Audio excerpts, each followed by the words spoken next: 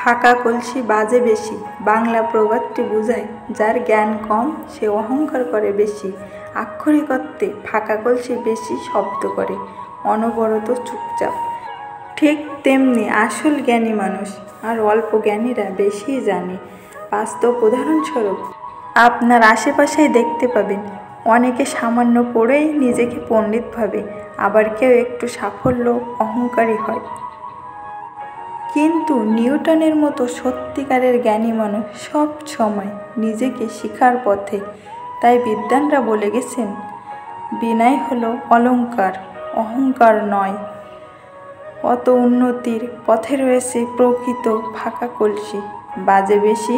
এই প্রবাদ আমাদের শিখায় কম জানলে বেশি বড় হয়, নীরব থেকে শিখায় জ্ঞান। যদি ভুল করে থাকি আমি সরি, আমাকে ক্ষমা করে দিয়ে তোমার কাছে রেখে দিও। অবশ্যই ভালোবাসি বলেই তো তার কাছে থাকতে চাচ্ছি। আমি তোমাকে ভালোবাসি, তোমাকে নিয়ে সারা জীবন কাটাতে চাই। আমার ভুলগুলোকে মাফ করে তোমার কাছে রেখে দিই। ভাগ্যে ছিল এই কথাটা বলে আমরা নিজেদেরকে বোঝানোর চেষ্টা করি। আমরা নিজেদের বোঝাই যে আমরা সেটা ভাগ্য ছিল বলে হয়েছে, কিন্তু আসলে নিজেকে কি বোঝানো যায়? অনেক কষ্টে, অনেক হাহাকার, অসহ্য ঘুম না আসা, রাত জাগা, সেটা হয়েছে। সেটা না হলেও ভালো হতো। কিছু ব্যাপার থাকে যা মানা যায় না, ঝরে পড়ে যায়। একটা মানুষ সারাদিন বা সব সময় হ্যাপি থাকে না। মানুষের লুকানো কিছু কষ্ট থাকে যা কাউকে সে বোঝাতে দেয় না। মানুষ যতই বলুক আমি ভালো আছি, কিন্তু কাছে গিয়ে তার মাথায় হাত বুলিয়ে দিয়ে জিজ্ঞেস করে দেখিয়ে সে কেঁদে দিবে।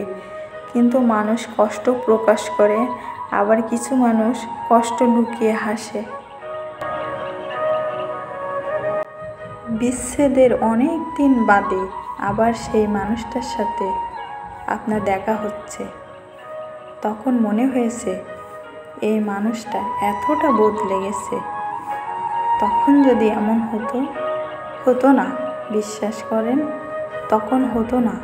একটা সম্পর্ক যেমন মানুষকে অনেকটা বদলে দেয়, একটা বিচ্ছেদও মানুষকে অনেকখানি বদলে দেয়। আসলে আক্ষেপ তাড়া করে বেড়ালে যে ওলট পালট হয়ে যায় যে কোনো মানুষের জীবন।